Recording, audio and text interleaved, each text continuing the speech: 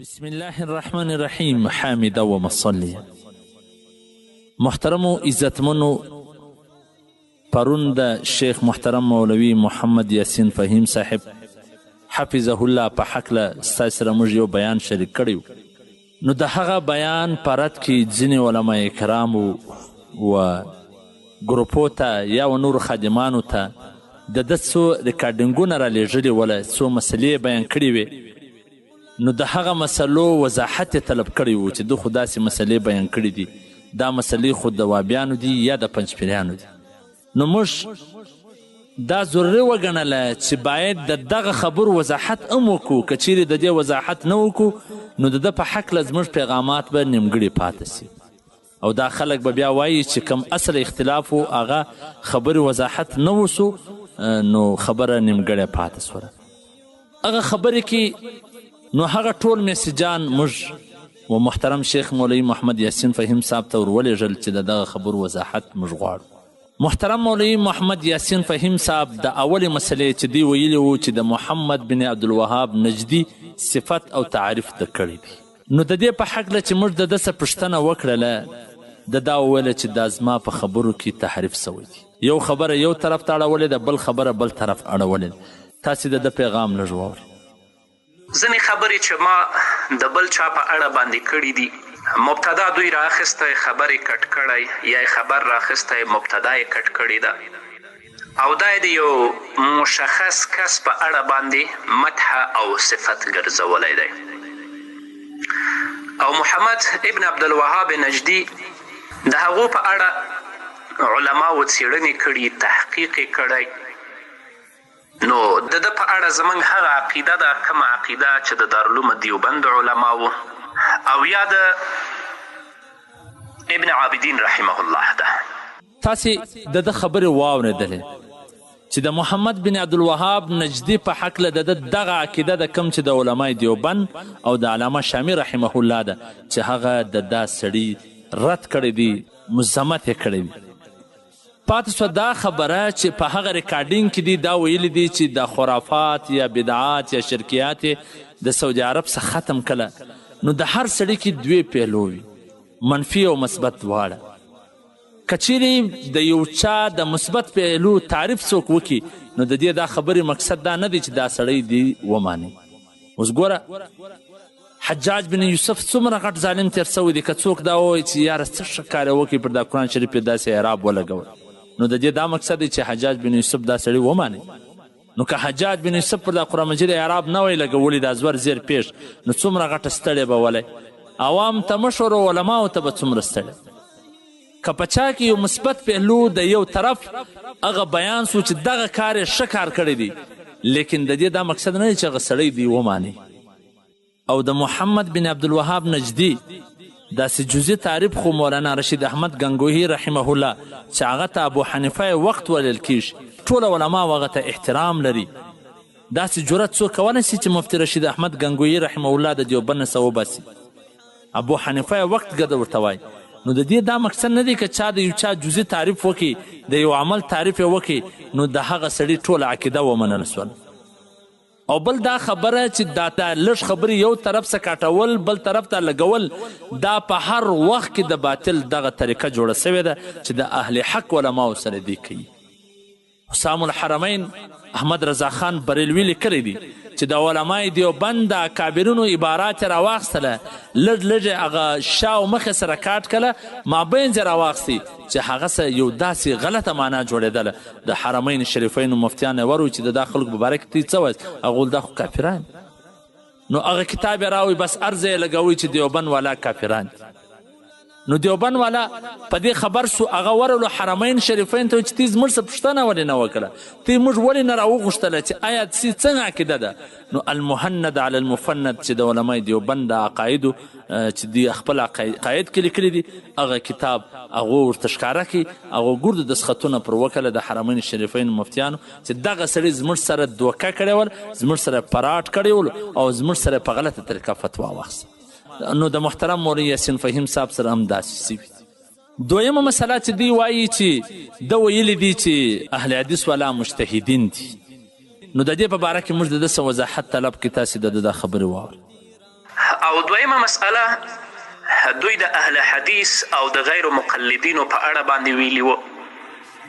ما ویلی دي هغه کسان چې غیر مقلدین دي امامانو ته درناوی لري، تقلید نه کوي، د امامانو سپکې نه وایي او په کومه طریقه باندې چې موږ روان یاستو دې ته باطل نه وایي، نو موږ به څه د کفر یا د فسق فتوې په هغوی باندې لګوو.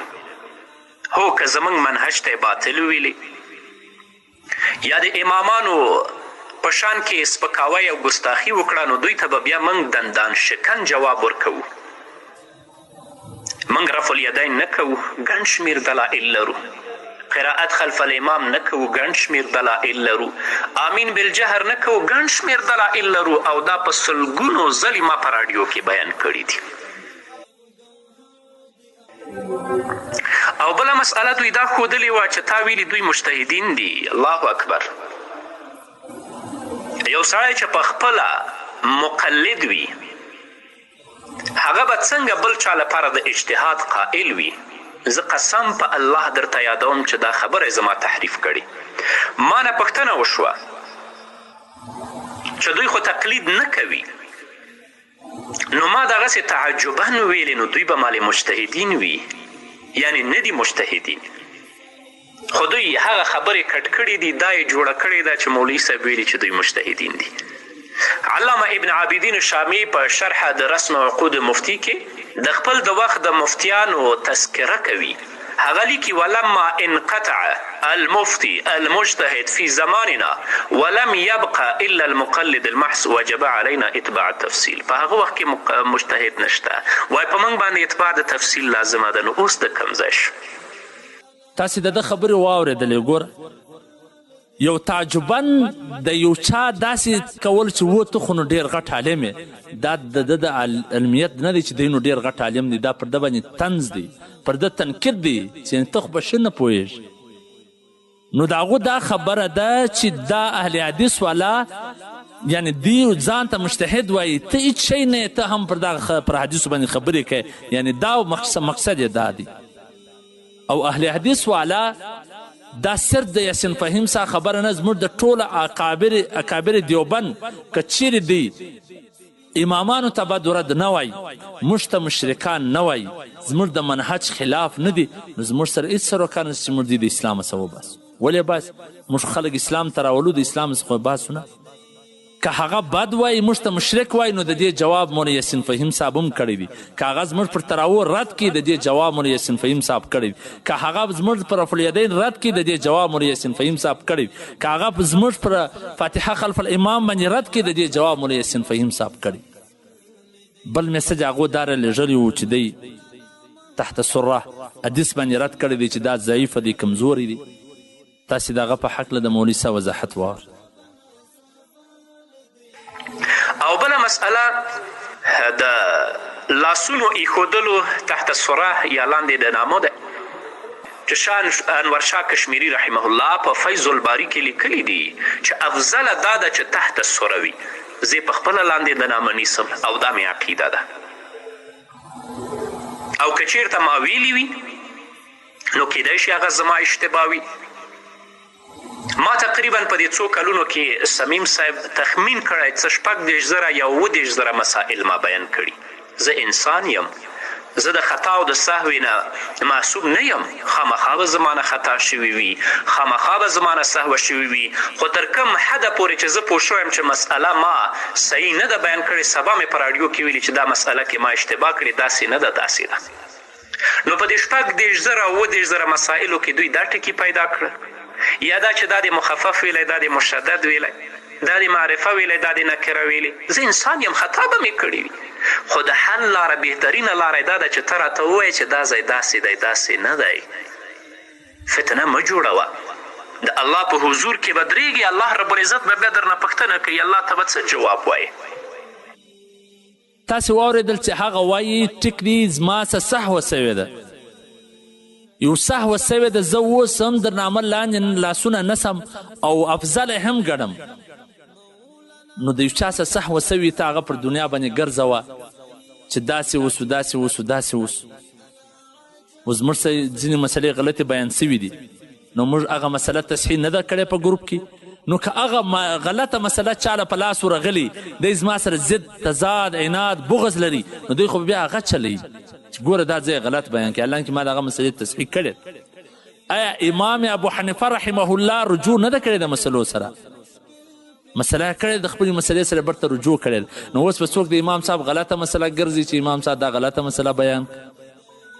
بله خبره چې کم د وسیلې په حقله د وسیلې په حقله تاسې د وضاحت واورئ.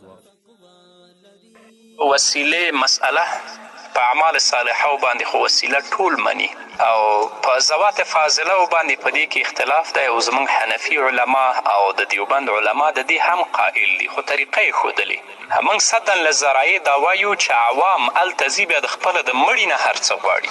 زوی هم د هغه نه غواړي، پیسې هم د هغه نه غواړي، د ورک څیز پیدا کېدل هم د هغه نه غواړي. اما زموږ حنفي علما پې قائله دي خو هغه څوک چې هغه په خپله په وسیله باندې پوهیږي که دا خبره د یو جاهل ته وکړه نو هغه به ځي هر څه به د هغه مړي نه غواړي، الله به یې ایر وي.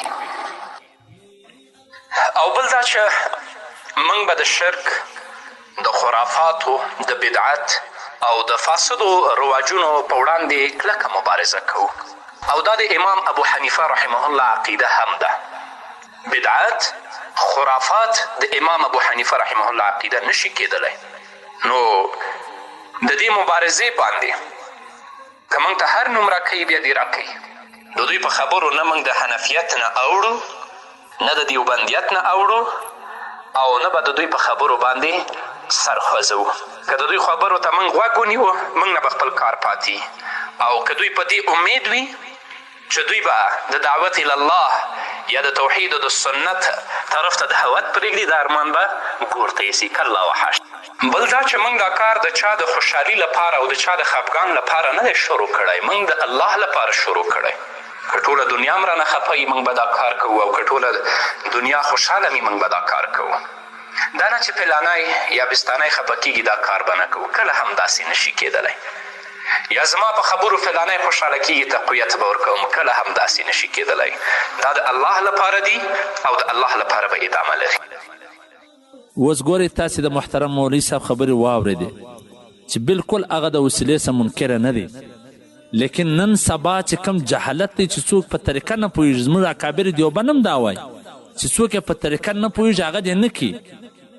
نو کم ځای کې چې د شرک او د بدعات لارې خلاصیږي نو د مولوي صاحب محترم د هغه د بندولو دپاره هغه بیان کړی دی کم چې عادي یې نشر کوي. طرف ته چې اشاره محترم مولوي یاسین فهیم صاحب کړې ده چې خلک به بیا د قبر څه غواړي، خلک به بیا د مړي څه غواړي، نو آیا دا موږ په سترګو نه وینو؟ د یو انتظامي امور دپاره د یو غلط حرکت څه د خلکو د بندولو دپاره یو مباح او جایز کار څه که څوک منع کول سي نو دا غلط کار. داسې ډېر شان دي چې مخکې جایز و اوس موږ منع کړي. ولې منع کړي؟ د نبي علیه الصلاة وسلام په زمانه کې ښځې کلي لمنځو له مسجدان نه اوس ولې بند دي؟ فتنه ځینې جوړېږي. د فتنې د ختمولو دپاره مې د جومات د لمانځه څه دوی منع کړي. خو د هر وخت خپله تقاضا وي، د حالاتو خپله تقاضا وي. آیا تاسې پر سوشل میډیا و قبرو ته سجدې نه دي لیدلې؟ تاسې پر سوشل میډیا باندې د قبرو څه غوښتونکي نه دي لیدلې؟ نو چې خلک په شرکیاتو اخته کیږي، په بدعاتو اخته کیږي، نو د دې د ختمولو دپاره که د یو عالم په نظر کې یو شی ختمول مناسب وي نو دا څه غلط کار چې ته مباح بولې. څوک خو دا نه بولي چې وسیله فرض ده یا وسیله سنت ده، جایز دی مباح. که چا لازمي وګڼله خو غلطه سوله، زموږ کتابونه څه وایي. نو د دغه وضاحته څه وروسته که چیرې اوس هم څوک پر ضد باندې ولاړ دی، څوک پر عناد باندې ولاړ دی، څوک هغه غلطې مسلې چې غلط مسجان د هغه نشر کېدل کوي او هغه خلکو ته ورسته خلک راپروي د هغه خلاف، هغه خلک راپروي چې هغه د ده په بیانونو سره نن د دنیا په کنج کنج کې خلک اصلاح کوي، خلک په دین باندې پوه سوله، په صحیح عقیده باندې پوه سوله. نو په کار دا ده چې تاسې هغه خرافات، بدعاتو، شرکیاتو لارې نه کې خلاص دي. چې یو شی موږ ولیدي نن ټوله دنیا ولیدي چې د یو خلکو ته د میژل لار ورکې دوی اوښ پر روان کړی دي دا عوامو ته چې د یوازې یو شی لار ورکې دوی د شرکیاتو د بدعاتو دروازې پر خلاصې کړي نو که څوک مناسب وګڼي د دغه ختمولو دپاره چې دغه بدعات څه مسلمانان راوګرځول سي نو دا کار خو صحیح دی چې هغه یې منع کړي که څوک دا وایي اصلاح دی وکړي اصلاح د څه دا کوي څه فرض دی څه واجب دی که فرض واجب د اصلاح یې وکړه چې هغه شی ختم نشي که یو شی مباح دی نو د مباح شي د اصلاح پرې چې ته اصلاح کوې په زرو دې ګمراه کړه په زرو په شرکیاتو کې ولاړو نو ته ولې دا ختموې ګسنه چې بس ختم لکه څنګه د ښځو تګ ختم سو څنګه داسې نور داسې کارونه وسوله چې هغه مخکې جایز اوس موږ منع کړي دي صرف د انتظامي امور دپاره نو دا رنګه چې دا د دې خلاف هم څه خبره که چا وکړه باید د هغه خلاف هم داسې څه سازش نه وسي والسلام ستاسو د دیني او شرعي پوښتنو جوابونکی مولوي عبدالرحمن سمیم صاحب مولانا محمد یاسین فهیم صاحب لوی العجب رسول دی مونږ د مسلک د سیخال روساهی خپ سوچ او فکر پاتو غاني ورکوي ماشاء الله علم لري نام نزالي دل دي زيشان زاكو عوام دايمان لدي مولانا محمد ياسين فهيم صاحب لوی العجب رسول دی هر طرف شغلی لري داس علم آغلا ورکر دی مولانا محمد یاسین فهیم صاحب لوی العجب رسول دی بسم الله الرحمن الرحیم حامد و مصلی محترم و عزتمنو پرون د شیخ محترم مولوی محمد یاسین فهیم صاحب